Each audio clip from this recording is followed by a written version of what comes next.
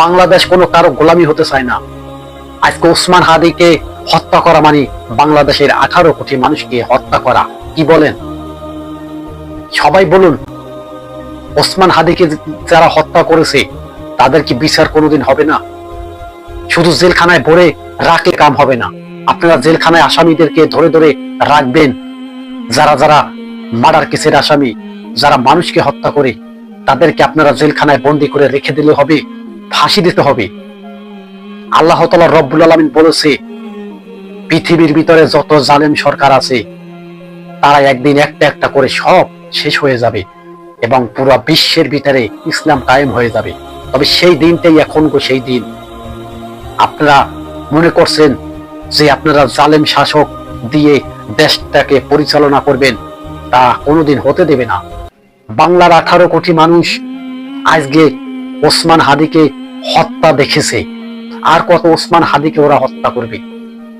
যখন ওসমান হাদি ন্যায়ের কথা বলল যে বাংলাদেশের সম্পদ অন্য রাষ্ট্রে পাচার করছে, তারা গাঁটটি বস্তা গোল করে নিয়ে চলে গেছে, এই কথা কি বলা কি ওসমান হাদির অপরাধ ছিল?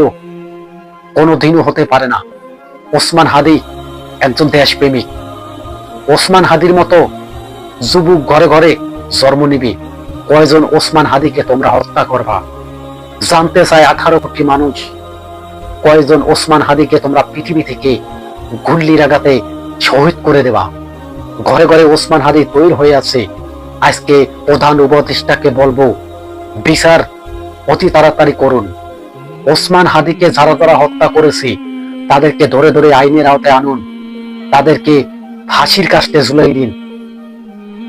18 কোটি মানুষকে হত্যা করে ফেলছে।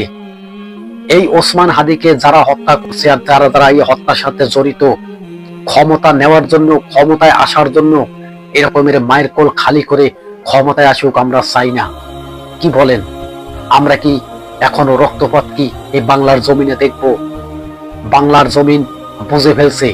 আজকে সবাইকে বলবো, বাংলার জমিনে 18 কোটি মানুষ এই সমস্ত স্বৈরাচারদের লুঠে দেবেন, যাতে এই সমস্ত স্বৈরাচার পৃথিবীর ভিতরে আর রাজত্ব করতে না পারে।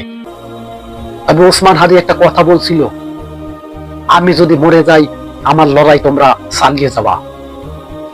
তার লড়াই বলতে কি বুঝিয়ে গেছে?